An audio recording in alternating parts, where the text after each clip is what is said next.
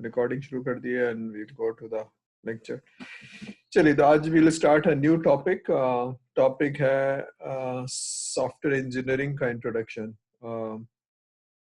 हम देखेंगे कि सॉफ्टवेयर इंजीनियरिंग की डेफिनेशन क्या है और इसका मतलब क्या है।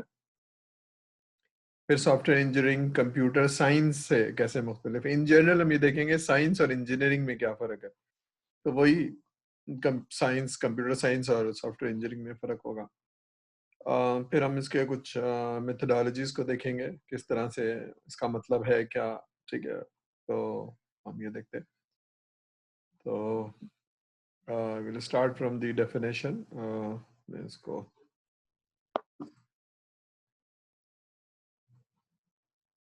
ठीक है, तो सॉफ्टवेयर इंजीनियरिंग की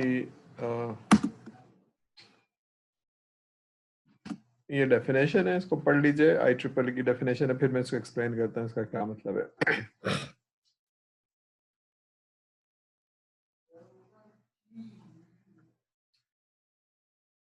ठीक है, तो देयर आर सॉफ्टवेयर इंजीनियरिंग क्या है। सॉफ्टवेयर इंजीनियरिंग एक एप्लीकेशन किस चीज़ की है, सॉफ्टवेयर बनाने के लिए।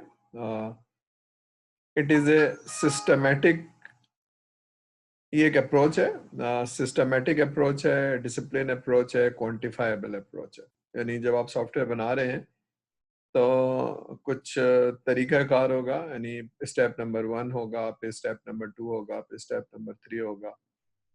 और डिसिप्लिन का मतलब है हर आदमी इसको फॉलो करेगा और कोई इसमें स्केप नहीं है, और that has to be very discipline. और क्वांटिफाइबल, क्वांटिफाई आप नंबर्स को कहते हैं 1 2 3 4। तो जो सॉफ्टवेयर बनेगा उसमें हमें पता चलेगा कि जरा आप 6 महीने में बनना था तो 6 महीने में बना, अगर 6 से 8 महीने बने तो लगे तो फिर probably this is not a good schedule. Extra 2 months लग गए तो क्वांटिफाई होगा, यानी पता चलेगा कि आपकी परफॉर्मेंस अच्छी है, बुरी है। ठीक है, तो सिस्टमेटिक है, डिसिप्लिन है, क्वांटिफाइबल अप्रोच है। किस चीज के लिए? 3 कामों के लिए, सॉफ्टवेयर बनाने के लिए, डेवलपमेंट, ऑपरेशन चलाने के लिए, एंड मेंटेनेंस। ये सारे काम वो करेगा। तो हमारा ज्यादा फोकस डेवलपमेंट पे होगा, हमारा काम ऑपरेशन एंड मेंटेनेंस पे नहीं है। तो विल ट्राई टू अंडरस्टैंड। ये आपको 5वें सेमेस्टर में पूरा इंजीनियरिंग, सॉफ्टवेयर इंजीनियरिंग का कोर्स पढ़ाया जाएगा। ठीक है, तो ये कैसे होगा, कैसे नहीं होगा। ठीक है, तो application of a systematic discipline quantifiable approach किस चीज के लिए? Software development and operation and maintenance. ठीक है, तो ये आप स्टेप्स को अप्लाई करेंगे। Application of engineering to the software. ठीक है, तो ये इसकी डेफिनेशन है। ठीक है, क्लियर है यहाँ तक? हम आगे चलते हैं आगे। पढ़ लीजिए, फिर मैं इसको समझाता हूँ इसका क्या मतलब है। ठीक है, software engineering is an engineering discipline. जिस तरह से मैकेनिकल इंजीनियरिंग होती है और सिविल इंजीनियरिंग होती है या कोई और भी इंजीनियरिंग होती है, दैट इज एन इंजीनियरिंग। तो इंजीनियरिंग की में आप क्या करते हैं, एक प्रोसेस को फॉलो करते हैं, कुछ टेक्निक्स एंड मेथड्स को फॉलो करते हैं, और कुछ टूल्स अप्लाई करते हैं। ठीक है, तो हम जरा देखेंगे एग्जाम्पल में कि प्रोसेस क्या है, मेथड क्या है, टूल क्या है, किस चीज के लिए? Software development and maintenance. ठीक है ना, सॉफ्टवेयर डेवलपमेंट एंड मेंटेनेंस के लिए आप क्या करते हैं? तरीकाकार, प्रोसेस, टेक्निक, मेथड्स और टूल्स। जिस तरह से आपका वर्ड है, विजियो है, एक्सेल शीट है, पावर पॉइंट है, दीज आर ऑल टूल्स। ठीक है, जावा है, दीज आर टूल्स। ठीक है जनाब, तो सॉफ्टवेयर इंजीनियरिंग क्या करती है? That strives to deliver high quality software on time and within budget. High quality क्या चीज होती है? पहले तो क्वालिटी को डिफाइन करेंगे, और फिर देखेंगे क्वालिटी एक्वायर कैसे होती है, अटेन कैसे होती है। ठीक है, तो इस कोर्स में तो नहीं, लेकिन जब आप फिर सेमेस्टर में आएंगे और पढ़ेंगे किसी से या मेरे से, तो क्वालिटी की डेफिनेशन पढ़ेंगे और उसको एक्वायर करने के लिए प्रोसेस में क्या करना चाहिए। ठीक है, तो प्रोसेस को मिच्योर करना चाहिए, गलती को अवॉइड करना चाहिए, ये सब हम देखेंगे। On time, with in the budget. तो सॉफ्टवेयर जब भी आप बनाते हैं, क्योंकि इनटेंजिबल है, तो इसका स्कोप एक्सपेंड हो जाता है। ठीक है ना, जैसे अगर आप कोई टेंजिबल चीज है, कोई, तो वो तो नजर आ रही है ना, छोटी है या बड़ी है, घर है या मकान है या महल है, तो आपको फर्क पता है मकान क्या होता है, महल क्या होता है। लेकिन सॉफ्टवेयर में छोटा बड़ा कॉम्प्लेक्स ये तो बनने के बाद ही पता चलता है ना, अभी तो बताया जा रहा है आपको तो पता नहीं है। तो स्कोप में एक्सटेंशन होती जाती है और टाइम बढ़ता जाता है और एफर्ट्स बढ़ती है तो कॉस्ट बढ़ जाती है। अब हम इसको देखते हैं, ये जो ऊपर वाली 3 लाइनें लिखी हुई है, प्रोसेस, मेथड्स और टूल्स, इसको जरा नेक्स्ट स्लाइड में देखते हैं।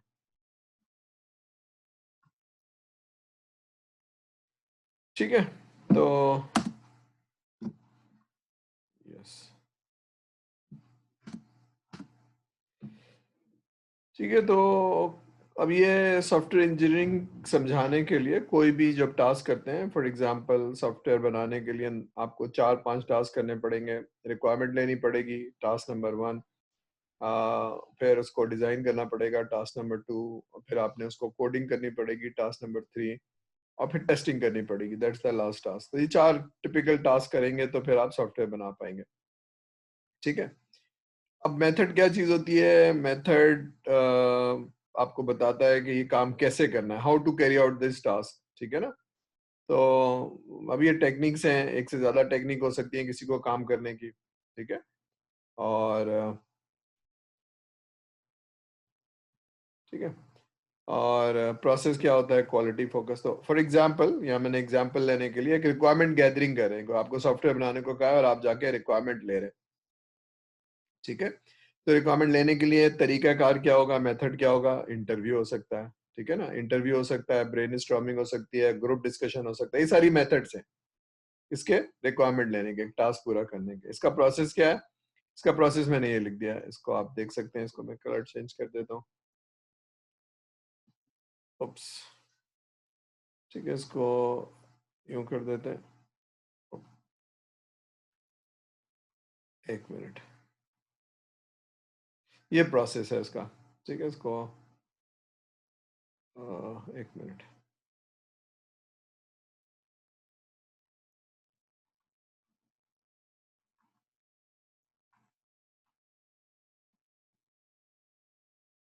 ठीक है, तो ये आपको पता चल गया, ये प्रोसेस है। ठीक है। एलिसिटेशन, एनालिसिस, स्पेसिफिकेशन, वैलिडेशन, ये एक प्रोसेस है। क्वालिटी फोकस क्या है? रिक्वायरमेंट का क्वालिटी फोकस क्या हो सकता है? क्वालिटी रिक्वायरमेंट फोकस, रिक्वायरमेंट का क्वालिटी फोकस ये हो सकता है कि रिक्वायरमेंट कंप्लीट हो, इनकम्प्लीट नहीं होनी चाहिए, तो बार बार चेंज नहीं होनी चाहिए, स्टेबल होनी चाहिए, कॉन्फ्लिक्टिंग नहीं होनी चाहिए। कॉन्फ्लिक्टिंग का मतलब है एक साहब कुछ और बता रहे हैं, दूसरा डिपार्टमेंट कुछ और बता रहा है। तो अगर ऐसा है तो दीज आर कॉन्फ्लिक्टिंग रिक्वायरमेंट्स। तो requirement has to be non conflicting, क्योंकि सॉफ्टवेयर तो एक बनेगा, जो आप बताएंगे उस पर बनाएगा। लेकिन अगर एक साहब एक और कुछ बात बता रहे हैं दूसरे साहब, तो फिर वो प्रोसेस ऑटोमेट नहीं हो पाएगा। ठीक है। तो रिक्वायरमेंट लेने का प्रोसेस क्या है? ये प्रोसेस है, रिक्वायरमेंट को एलिसिटेट करेंगे, एनालिसिस करेंगे, स्पेसिफिकेशन करेंगे। ठीक है। ये आप जब पढ़ेंगे रिक्वायरमेंट इंजीनियरिंग 7 सेमेस्टर में, तो ये पूरा पढ़ेंगे आप। अभी मैं सिर्फ बता रहा हूँ कि एक मेथड होता है, उसकी एग्जाम्पल समझा रहा हूँ। तो अभी आपको याद हो ना हो, लेकिन बार ये याद हो जाना चाहिए कि कोई टास्क करने का तरीकाकार होगा, मेथड होगा, उसका कोई प्रोसेस होगा। ठीक है। और कोई टूल होंगे। ठीक है। तो टूल्स क्या हो सकते हैं? अगर मैंने रिक्वायरमेंट ली नहीं है तो व्हाइट बोर्ड पे मैंने, सॉरी, व्हाइट बोर्ड पे लिखा और उसकी तस्वीर उतार ली, या मैंने वॉइस रिकॉर्डर किया और फिर घर ऑफिस में आके उसको कागज पे बनाया और फिर उनको दिखा दिया, या फिर मैंने कागज पे बनाया था और फिर मैंने विजियो पे ड्रॉ कर लिया या फ्लो चार्ट पे ड्रॉ कर लिया। तो ये टूल्स हैं। ठीक है। तो कोई भी काम करने के लिए टूल्स चाहिए होंगे, टेक्निक्स चाहिए होंगी और उसका कोई खास प्रोसेस होगा। उसके अलावा भी होता है टेम्पलेट्स भी होंगे। ठीक है ना? फॉर एग्जांपल अगर आपने रिक्वायरमेंट लेनी है तो एसआरएस बनानी है, तो उसका भी एक खास टेम्पलेट होगा। ठीक है। तो ये सारी चीजें होंगी तो क्या होगा, एक बहुत ही, दिस इज कॉल्ड इंजीनियरिंग। तो जब इंजीनियरिंग कर रहे हैं तो प्रोसेस का रिपीटेबल होना जरूरी है, उसका क्वांटिफाइबल होना जरूरी है, उसका ऐसा होना जरूरी है जिससे आप गलती कम कर सकें। ठीक है। तो ये बस फ्लेवर था कि जनाब ये करना है तो ये सारी टूल्स, टेक्निक्स और प्रोसेसेस को आप अप्लाई करेंगे। यहाँ तक क्लियर है? कोई बात नहीं समझ में आ रही है? कोई ऐसी चीज जो कंफ्यूज कर रही है? एनीथिंग समझ में आ रही है यहाँ तक? तो बताएगा भाई, समझ में आ रही है? Yes sir. क्लियर है? ठीक है, चलिए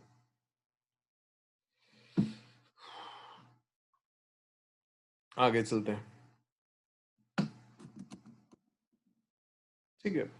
अब सॉफ्टवेयर डेवलपमेंट में जब भी आप सॉफ्टवेयर बनाएंगे तो सॉफ्टवेयर बनाने के ये तरीके हैं, इसको ट्रेडिशनल तरीका भी कहते हैं वाटरफॉल, और प्रोटो भी बना सकते हैं। तो अभी हम इसको वाटरफॉल समझ लेते हैं। वाटरफॉल इंक्रीमेंटल भी बनता है, तो ये तरीके हैं सॉफ्टवेयर बनाने के। वाटरफॉल ले लेते हैं। वाटरफॉल में ये वाला जो तरीका है, इसमें रिक्वायरमेंट ली जाएगी, डिजाइन डेवलपमेंट हो जाएगी। तो ये वाली चीजें रिक्वायरमेंट है, करना क्या है, बनाना क्या है, बताइए आप। तो दिस इज रिक्वायरमेंट, ठीक है। तो रिक्वायरमेंट का फेज थोड़ा छोटा होगा, डेवलपमेंट का फेज थोड़ा सा बड़ा होगा। अब फॉर एग्जांपल बैंकिंग का सॉफ्टवेयर बनाना है आपने, ठीक है। तो बैंकिंग क्या होती है, ब्रांच बैंकिंग, कॉर्पोरेट बैंकिंग, और ये सारी चीजें आपको पता होनी चाहिए। इसमें कितने स्क्रीन बनेंगे, कितनी रिपोर्टें बनेंगी, तो सारी ये डेफिनेशन है, यानी समझिए रिक्वायरमेंट है। रिक्वायरमेंट को हम क्या बनाना है, कौन सी फंक्शनैलिटी होगी, कौन सी रिपोर्ट होगी, ये पता चलेगा तो फिर हम नेक्स्ट फेज में चले जाएंगे, डिजाइन डेवलपमेंट कोडिंग, ठीक है। जब बनाएंगे फिर 2 साल में आपका सॉफ्टवेयर बन गया जबरदस्त, बैंकिंग का टेस्ट भी हो गया, तब आप उसको चलाएंगे। चलाने के बाद आप रिपोर्ट मेंटेन करेंगे, कोई रिपोर्ट चेंज करानी है तो चेंज करानी है। तो जब तक रिटायर नहीं हो जाता सॉफ्टवेयर 10 साल तक, तो वो चलता रहेगा। तो दैट इज कॉल्ड मेंटेनेंस, ठीक है। तो these are the 3 basic phases, जिसमें से ये हमारा फोकस है डेवलपमेंट में। What are the umbrella activities? These are the umbrella activities. Umbrella का मतलब है ये सब पे चलती रहेगी जब तक कि आप, ठीक है। तो जरा देख लीजिए, मैं इसको समझाता हूँ क्या है इसका मतलब। क्वालिटी एश्योरेंस का मतलब ये है कि जो सॉफ्टवेयर बन रहा है उसमें कोई बग ना हो, कोई एरर ना हो, जो कस्टमर ने कहा है वो होना चाहिए, ठीक है। तो that is your assuring the quality, यानी क्वालिटी पे कोई कॉम्प्रोमाइज नहीं होना चाहिए, उसमें कोई बग नहीं होना चाहिए, उसमें कोई एरर नहीं होना चाहिए। तो आपके प्रोसेस इतने जबरदस्त हो, मिच्योर हो कि गलती का इम्कान कम हो जाए, ठीक है। तो जब सॉफ्टवेयर इंजीनियरिंग करेंगे तो इसकी डिटेल पढ़ेंगे, इसका क्या मतलब है, मिच्योर प्रोसेस क्या होता है और नॉन मिच्योर प्रोसेस क्या होता है। कॉन्फ़िगरेशन मैनेजमेंट, कॉन्फ़िगरेशन मैनेजमेंट ये होती है कि अगर आप 2 लोग काम कर रहे हैं अपने अपने लैपटॉप पे तो ठीक है, लेकिन अगर आप 20 लोग हैं या 50 लोग हैं, तो जो भी आप काम कर रहे हैं वो कोई सेंट्रल प्लेस पे आप उसको डालेंगे ताकि वो इंटीग्रेट हो और एक बड़ा सॉफ्टवेयर बन पाए।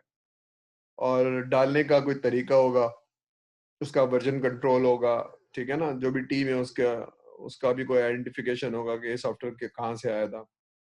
नेमिंग कन्वेंशन होंगे, ठीक है ना, कोडिंग कन्वेंशन होंगे, तो फिर वो जाके इंटीग्रेट होगा और टेस्ट होगा।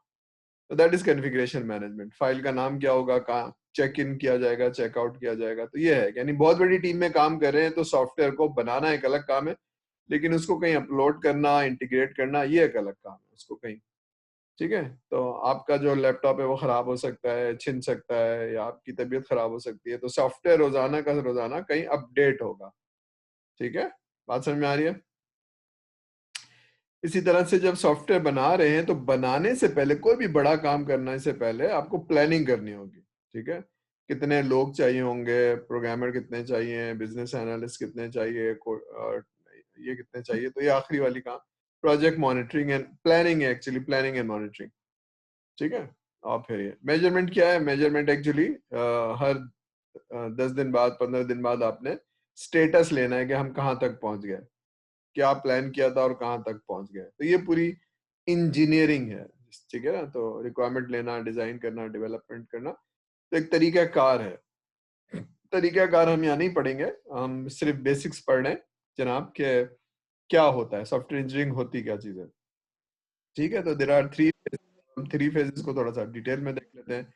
ये डेफिनेशन फेज क्या होती है, डेवलपमेंट फेज बिल्कुल अपर लेवल पे, हम इसकी डिटेल में नहीं जाएंगे, ठीक है। तो जब आप 5वें सेमेस्टर में पहुंचेंगे तो सॉफ्टवेयर इंजीनियरिंग का पूरा कोर्स पढ़ेंगे, इसको बहुत डिटेल में पढ़ेंगे, इन मॉडल्स को बहुत अच्छी तरह से पढ़ेंगे, किस तरह से अप्लाई होता है, क्या होता है, ठीक है।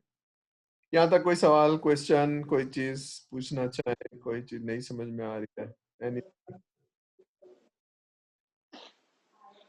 कोई चीज भाई,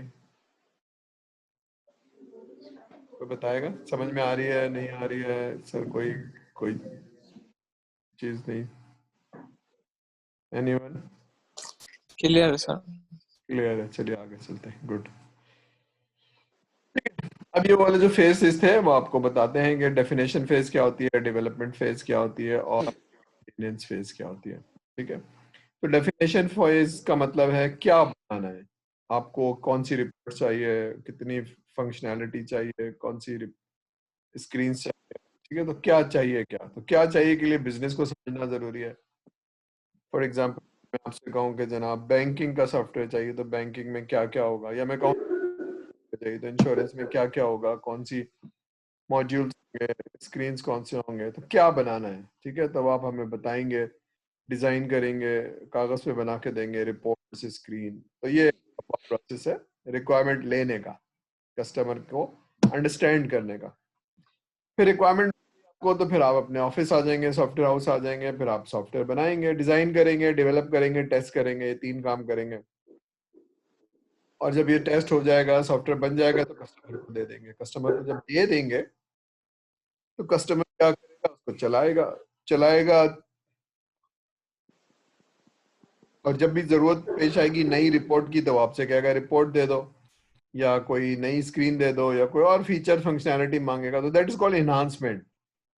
तो मेंटेनेंस फेज में सॉफ्टवेयर को चलाना एक काम है, और उसमें एनहांसमेंट करना दूसरा काम है। सॉफ्टवेयर में ये भी दे दो, एक रिपोर्ट और चाहिए वो भी दे दो, इस तरह की रिपोर्ट निकाल दो। तो जो डेटा बेस में है वो आप किसी तरह से प्रेजेंट करते रहेंगे, जिस तरह से उनकी रिक्वायरमेंट। तो जरा डिटेल में देख लेते हैं कि करके कि व्हाट, हाउ और चेंज का क्या मतलब है। व्हाट का क्या मतलब है जनाब, व्हाट का मतलब, सॉरी, डेफिनेशन का क्या मतलब है कि चाहता क्या है। तो ये देखिए, ये चीजें जरा पढ़िए,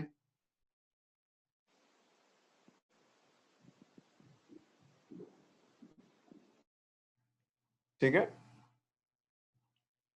अब अगर आपने सब्जी, आप एक टीम है और सॉफ्टवेयर, मतलब आप सॉफ्टवेयर इंजीनियर हैं, ठीक है। तो और मैंने आपसे कहा कि लाइब्रेरी मैनेजमेंट सिस्टम बनाना है, ठीक है। तो आपको देखना होगा कि लाइब्रेरी सिस्टम में कौन सी इंफॉर्मेशन होती है, कैसे प्रोसेस होती है, ठीक है ना। अगर किताबों की इंफॉर्मेशन, पीरियोडिकल की इंफॉर्मेशन, मैगजीन्स की इंफॉर्मेशन कैसे पढ़ी होती है, कैसे प्रोसेस होती है, कैसे किसी को इशू किया जाता है, कैसे वापस किया जाता है, कौन सी फंक्शनैलिटी चाहिए, परफॉर्मेंस क्या चाहिए, उसकी इंटरफेस कैसे होगी, कोई खास किस्म का इंटरफेस होता है स्क्रीन पे, ये चीजें होनी चाहिए, आपको कोई खास चीजें जो होनी चाहिए। कोई डिजाइन कंस्ट्रेंट तो नहीं है, डिजाइन कंस्ट्रेंट होता है लाइब्रेरी की इंफॉर्मेशन इंटरनेशनली एक खास तरीके से डिपिक्ट की जाती है। तो वो तरीका आपको पता होना चाहिए कि डेटाबेस कैसे बनेगा और डिपिक्ट कैसे होगा। तो ये लाइब्रेरी का कंस्ट्रेंट है। वैलिडेशन क्राइटेरिया क्या है कि जनाब इसको कैसे कहेंगे, सही है या गलत है, उसका कोई वैलिडेशन का क्राइटेरिया बनाया जाएगा। फिर उसमें कुछ लाइब्रेरी डेटा, टेस्ट डेटा डाल के चेक किया जाएगा। अगर वो सही चल रहा है तो हम कहेंगे जनाब ये सही है, ठीक है। तो इस तरह से उसको वैलिडेट किया जाएगा, ड्राई रन किया जाएगा। ये है, यानी कस्टमर से के साथ बैठ के घंटों दिनों, डिपेंडिंग ऑन द रिक्वायरमेंट। अगर बहुत डिटेल है तो 2 हफ्ते बैठना पड़ेगा, नहीं है तो 2 दिन बैठना पड़ेगा। बहुत छोटी सी रिक्वायरमेंट है तो 2 घंटे में लेके आ जाएंगे, ठीक है। तो रिक्वायरमेंट लेंगे, फिर नेक्स्ट फेज क्या होगा आपका, नेक्स्ट फेज जनाब आप उसको सॉफ्टवेयर डेवलप करेंगे, ठीक है। तो डेवलपमेंट फेज में क्या करेंगे, ये काम करेंगे डेवलपमेंट में। पढ़िए, फिर मैं समझाता हूँ इसका क्या मतलब है।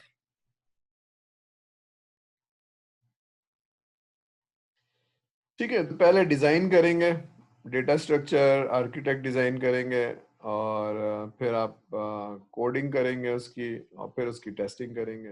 ये काम करते हैं। तो डिजाइन, सॉफ्टवेयर को डिजाइन करने के 2 मतलब होते हैं। एक तो डेटाबेस को डिजाइन करना, यानी जो आपने स्क्रीन बनाई है वो कहीं जाके स्टोर होगी डेटाबेस में। तो स्टोर करने के लिए डेटाबेस का स्ट्रक्चर होना चाहिए कि नाम डालना है तो कितनी बड़ी फील्ड होगी, और उसकी टाइप क्या होगी, डेट डालनी है तो उसकी फील्ड ऐसे होता है फिक्स होगी उसकी, ठीक है। इसी तरह से कोई और एड्रेस है या कोई और चीज है, टेक्स्ट, तो वो कैसे होगा, वारचार होगी, वेरिएबल होगा, नंबर होगा, ठीक है, बोलियन होगा। अब ये है, तो दैट इज डेटाबेस स्ट्रक्चर, ठीक है। आर्किटेक्ट क्या होता है, आर्किटेक्ट यूं समझ लीजिए कि अपर लेवल के ऊपर आपका सॉफ्टवेयर किस तरह से इंटरेक्ट करेगा यूजर से और डेटाबेस से, और दरमियान में कनेक्टिविटी कैसे होगी। मसलन मसलन एक आर्किटेक्ट ये है कि जनाब जैसे आपका फेसबुक है, तो फेसबुक चाहे आप लैपटॉप से एक्सेस करें या आप अपने मोबाइल से एक्सेस करें, तो आपके पास सिर्फ एक्सेस स्क्रीन है, कहाँ डेटाबेस पड़ा हुआ है, किधर जाके रिजाइड होता है, कैसे मैं लॉग इन करता हूँ, ठीक है, तो वो कहीं पड़ा हुआ है जिसका मुझे पता नहीं। तो दैट्स अ सेंट्रलाइज डेटाबेस, कहीं पड़ा हुआ है, मैं सिर्फ यूजर आईडी और पासवर्ड से लॉग इन करता हूँ, मेरे पास सिर्फ एक्सेस करने का स्क्रीन है बस। बाकी डेटाबेस कहाँ पड़ा हुआ है, फंक्शनैलिटी कहाँ पड़ी हुई है, ठीक है, वो कहीं पड़ी हुई है, प्रोग्राम कहाँ पड़ा हुआ है, और सारी चीजें मैं एक्सेस करता हूँ स्क्रीन के थ्रू एप्लीकेशन को, फिर एप्लीकेशन एक्सेस करती है मेरे डेटाबेस को। तो this is called centralise architect, ठीक है। एक तरीका ये हो सकता है कि जनाब आप आपका ऑफिस जो है वो आई चंद्रिका रोड पे है, आपकी जो एक फैक्ट्री है वो लांडी में है, और आपके कुछ ऑफिस लाहौर इस्लामाबाद में भी है। तो ये सारे सुबह से शाम इंडिपेंडेंटली डिसेंट्रलाइज ऑपरेट करते हैं, यानी अपने अपने सॉफ्टवेयर चलाते हैं और डिसेंट्रलाइज चलाते हैं। फिर शाम को 6 बजे कनेक्ट करते हैं और डेटा एक सेंट्रल प्लेस पे भेज देते हैं, ठीक है। तो ये डिसेंट्रलाइज तरीका है आर्किटेक्ट का। तो ये आर्किटेक्ट का मतलब ये है कि सॉफ्टवेयर कैसे कम्युनिकेट करेगा, कैसे कनेक्ट होगा एक मशीन दूसरे मशीन से, और डेटा कहाँ होगा, एप्लीकेशन कहाँ होगी, और एक्सेस किस तरह से होगा। तो दैट इज एन आर्किटेक्ट। तभी आपको समझ ना भी आए तो कोई बात नहीं, लेकिन सिर्फ ये समझ में आना चाहिए जब आप सॉफ्टवेयर बना रहे होते हैं तो उसका आर्किटेक्ट बनाएंगे, डेटाबेस डिजाइन करेंगे, और फिर आप उसकी कोडिंग करेंगे, ठीक है। कोडिंग हो गई, खत्म हो गई, फिर आप उसको टेस्टिंग करेंगे, ठीक है भाई। डेवलपमेंट समझ में आ रही है। रिक्वायरमेंट एक फंसे हो गए, डिजाइन डेवलपमेंट टेस्टिंग ये करेंगे, क्लियर है। सर मेरा एक सवाल था सर, ये तो डिजाइनिंग हम लोग कर रहे हैं, उससे पहले सर प्लानिंग नहीं होगी कि मतलब कौन सी टीम डिवाइडेड होगी कि डिजाइन का और डेटाबेस स्ट्रक्चर कौन डिजाइन करेगा? हाँ जनाब, बिल्कुल सही फरमाया आपने। कहीं मैं मिस तो नहीं कर गया ये? नहीं, मैंने तो मिस नहीं किया, आपने मिस कर दिया होगा शायद। देखिए ये वाली लाइन, ये वाली लाइन, ठीक है। Software quality engineers strive for high quality on time and budget. तो ऑन टाइम एंड बजट के लिए पूरी प्लानिंग होगी, कितने लोग होंगे, और कौन कौन से स्किल सेट के लोग होंगे, कितनी कॉस्टिंग होगी, कितना टाइम होगा, एफर्ट एस्टिमेशन होगी, स्कोप लॉक होगा। इसको बोलते हैं प्रोजेक्ट मैनेजमेंट। जो भी हमारा डिस्कशन नहीं है, लेकिन सॉफ्टवेयर बनाने से पहले पूरी प्लानिंग होगी, बिल्कुल प्लानिंग होगी। ये सॉफ्टवेयर इंजीनियर नहीं होगा, ये प्रोजेक्ट मैनेजर होगा, उसके साथ कुछ लोग होंगे जो प्लान करेंगे कितनी रिसोर्स चाहिए, कितने लोग चाहिए, स्कोप कितना है, टाइम कितना है, एफर्ट चाहिए, उसके बाद फिर आप उसको बनाना शुरू करेंगे। बिल्कुल सही कह रहे हैं आप। जी सर, डेवलपमेंट फेज के अंदर आएगा ना ये सबसे पहला? ना ना ना, डेवलपमेंट फेज में नहीं आएगा। डेवलपमेंट तो डेवलपमेंट करेंगे, डेवलपमेंट से पहले प्लानिंग होगी ना। घर बनाना शुरू करेंगे या पहले प्लानिंग करेंगे? पहले प्लानिंग करेंगे। घर प्लानिंग करेंगे ना पहले सर।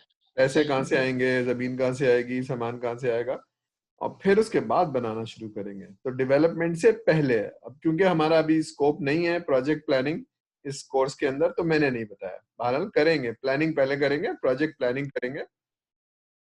ये देखिए यहाँ पर आपने शायद ये नहीं देखा ना, प्रोजेक्ट प्लानिंग करेंगे, ये जो है ना, ये इसमें पहले प्लानिंग होगी, जी सर। के बाद ये सारी चीजें होंगी, ठीक है। Okay sir, okay.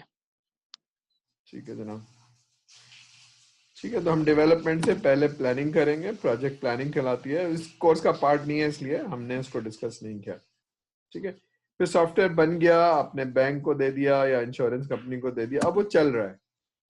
Sorry sorry sorry sorry, development phase क्या है जरा पढ़ लीजिए। डेवलपमेंट फेज में डिजाइन, कोडिंग, टेस्टिंग होगी,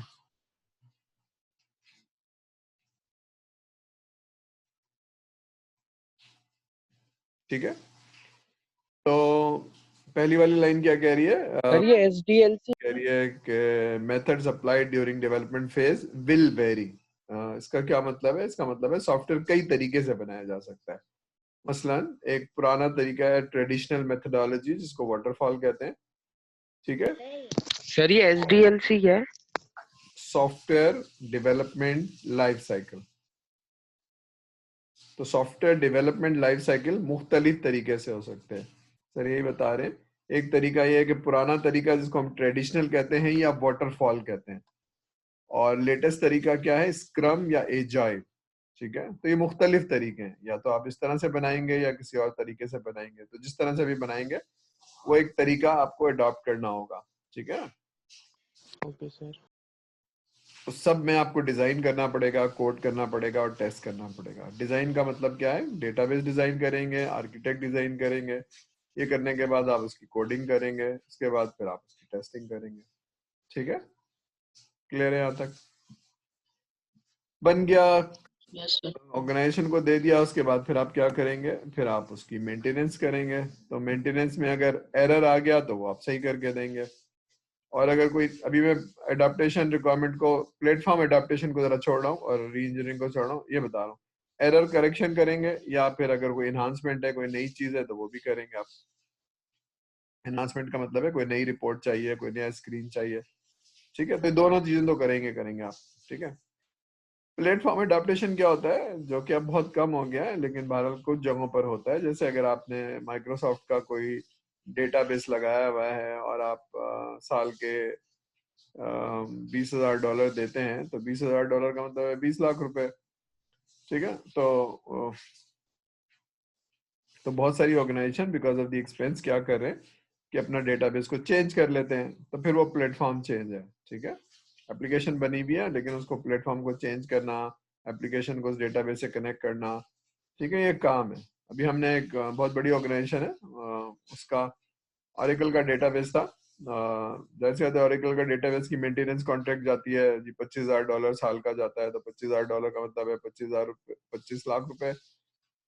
ठीक है, तो फिर हम उसको पोस्टग्रेस लगा दिया है। तो पोस्टग्रेस में आप जाहिर सी बात है, ओपन सोर्स है, चलाया 6 महीने, टेस्ट किया, तो परफॉर्मेंस भी बिल्कुल सही है, कोई मसला नहीं है। तो बस अब वो डॉलर जितने दे, 25 लाख रुपए साल के किसी और काम में इस्तेमाल हो सकते हैं। ठीक है, तो that is called platform adaptation, यानी प्लेटफॉर्म चेंज करना है। ठीक है, तो ये भी एक तरीका है। री इंजीनियरिंग ये होता है कि अगर कोई पुरानी एप्लीकेशन पड़ी हुई है आपके पास और उसकी सपोर्ट नहीं है, जैसे होता है ना, मशीनें आईबीएम ने 20 साल पहले दी थी और कहते हैं अभी हम इसकी सपोर्ट ही नहीं करते हैं, स्पेयर पार्ट्स ही नहीं है। तो इसी तरह सॉफ्टवेयर भी हो सकता है कि आपने पुराने टूल्स में लिखा हो, कोबोल में, आरपीजी में, जो कि उसके प्रोग्राम अब नहीं मिलते हैं, तो आप क्या करते हैं, फिर उसी एप्लीकेशन को दोबारा से लिखते हैं। दैट इज कॉल्ड री इंजीनियरिंग। ठीक है भाई, क्लियर है यहाँ तक? Yes sir. ठीक, आगे चलते हैं। अब जरा इसको पढ़िए, फिर मैं इसको समझाता हूँ इसका क्या मतलब है। ये वही वाली सवाल जो आपने किया था, जवाब मिल जाएगा कि effectively control software schedule and planning. जरा पढ़ लीजिए, फिर मैं समझाता हूँ।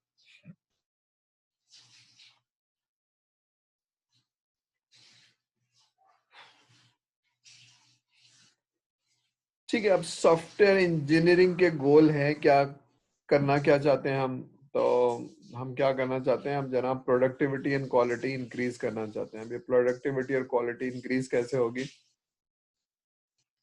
प्रोडक्टिविटी का मतलब है जो हम काम कर रहे हैं वो जाया ना हो। ठीक है, अगर मैं सॉफ्टवेयर बना रहा हूँ और कस्टमर को समझ में नहीं आ रहा है, बार बार गलत हो रहा है, तो हमारी प्रोडक्टिविटी इज वेरी लो। काम तो मैं कर रहा हूँ, लेकिन कस्टमर की सेटिस्फेक्शन नहीं आ रही। इसका मतलब है कस्टमर की रिक्वायरमेंट को समझना और उसको डॉक्यूमेंट करना, और जैसा वो कह रहा है वो सॉफ्टवेयर बनाना। ठीक है, और उसकी क्वालिटी मेंटेन हो। क्वालिटी का मतलब है बग ना आए, एरर ना आए। ठीक है, तो इसका मतलब है मेरी जो डिजाइनिंग है, मेरी जो कोडिंग है, वो बहुत जबरदस्त होनी चाहिए। एक्सपीरियंस लोग होने चाहिए। एक आदमी जिसने अभी जावा सीखी है उससे प्रोग्राम बना रहे हैं, या एक आदमी जो 3 साल से जावा में बहुत जबरदस्त एप्लीकेशन लिखता है, तो ये एक बात है। तो effectively, number 2 line, effectively control software schedule and planning. अब ये कैसे होगी? इसका मतलब है हमने जो व्हाट, हाउ और मेंटेनेंस के अलावा भी कोई काम है विच इज पैरेलल एक्टिविटी। तो पैरेलल एक्टिविटी क्या है कि हम पहले तो प्रोजेक्ट मैनेजमेंट का पार्ट है ये, कि स्कोप को लॉक करेंगे। सॉफ्टवेयर में बनाना क्या है, that is called project scope. फिर इस स्कोप से हम ड्राइव करेंगे कॉस्ट और टाइम। ठीक है, शेड्यूल, तो शेड्यूल आगे नहीं जाना चाहिए, पीछे आ जाए तो बहुत अच्छी बात है, लेकिन 4 महीने का तो 4 महीने में खत्म हो जाना चाहिए, 6 महीने तो 6 महीने में सॉफ्टवेयर डेवलपमेंट खत्म हो जानी चाहिए। तो वो कंट्रोल है, इस कोर्स का पार्ट नहीं है, लेकिन बहरहाल प्रोजेक्ट मैनेजमेंट के टॉपिक है ये, कि प्रोजेक्ट को, शेड्यूल को, कॉस्ट को, सबको लॉक किया जाता है और कंट्रोल किया जाता है। ठीक है, तो reduce the cost of the software development. अब रिड्यूस करने के दो तीन तरीके हैं। एक तरीका ये है कि कॉस्ट ऑफ एरर्स को खत्म कर दिया जाए, यानी जो गलतियां हो रही है वो ना करें, तो कॉस्ट कम हो जाती है। दूसरा तरीका होता है रीयूज, यानी आपके पास कोई पुरानी चीज पड़ी हुई है, उसको आपने रीयूज कर लिया। आपने लाइब्रेरी बनाया था 3 साल पहले, 2 साल पहले, और अब दोबारा से किसी को चाहिए तो वही निकाला और उसमें चेंजेस करके कस्टमर को दे दिया। तो दोनों तरीके हैं कॉस्ट रिड्यूस करने के, ठीक है। तो लेकिन इसमें मैनेजमेंट ये कहती है कि आप गलतियां ना करें, गलतियां ना करेंगे तो कॉस्ट बढ़ जाएगी, ठीक है। Second last line, to meet the customer need and requirement. अब ये बहुत इंपॉर्टेंट बात है सॉफ्टवेयर के अंदर, कस्टमर की रिक्वायरमेंट को समझना।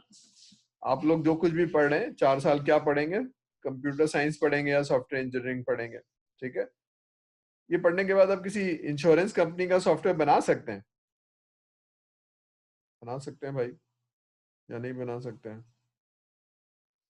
बना सकते। कैसे बना सकते हैं? बनाइए इंश्योरेंस का सॉफ्टवेयर, कैसे बनाएंगे आप? पहले तो उसके सब मतलब डिटेल लेंगे कि उसके अंदर क्या क्या होना चाहिए कस्टमर से। हाँ बस जैसे यहीं रुक कस्टमर जाइए। बताएगा ये हाँ ये बस चीजें यहाँ होनी रुक चाहिए जाइए, रुक उसके जाइए। अंदर इसका मतलब इंश्योरेंस है में। कस्टमर से नीड लेंगे, तो वो जो बताएगा, तो इंश्योरेंस तो आपको आती नहीं है तो आप बताएंगे, फिर आप बहुत सारी चीजें गलत समझेंगे। तो यहाँ एक चैलेंज है कि जो कुछ आपने पढ़ा है वो टेक्नोलॉजी पढ़ा है, और जहां आप जाएंगे उसको बिजनेस कहते हैं। तो इसका मतलब है कोई ऐसा आदमी होना चाहिए जिसको पहले से बिजनेस आता हो, जिसको पहले से इंश्योरेंस आता हो, तो वो एक अलग रोल होगा, ठीक है। वो कंप्यूटर साइंस का ग्रेजुएट हो भी सकता है और नहीं भी हो सकता है। नॉर्मली वो कंप्यूटर साइंस का ग्रेजुएट नहीं होगा, वो बिजनेस का ग्रेजुएट होगा, उसको इंश्योरेंस पढ़ी हुई होगी, उसको आता होगा और वो टेक्नोलॉजी सीख लेगा, ठीक है। तो अब क्या है, to meet the customer needs and requirement, तो कस्टमर की नीड को समझे तो सही। तो कंप्यूटर साइंस की प्रोबेबिलिटी कम है कि वो इंश्योरेंस को या बैंकिंग को या सप्लाई चेन को समझे। तो एक नया रोल इमर्ज हो रहा है बिजनेस एनालिस्ट का, जो बिजनेस को समझता होगा। तो ये भी अब स्पेशलाइज रोल आता जा रहा है, to meet the customer need and requirement. There is a special skill set, there is a special role required. बात समझ में आ रही है? Yes sir. Yes sir. Sir attendance ले। सर अटेंडेंस ले लें जी, बिल्कुल सर अटेंडेंस ले लें, ये भी एक काम है, ठीक है। चलिए अटेंडेंस ले लीजिए। कहाँ गया अटेंडेंस? एक मिनट दीजिएगा मुझे जरा, ये आपकी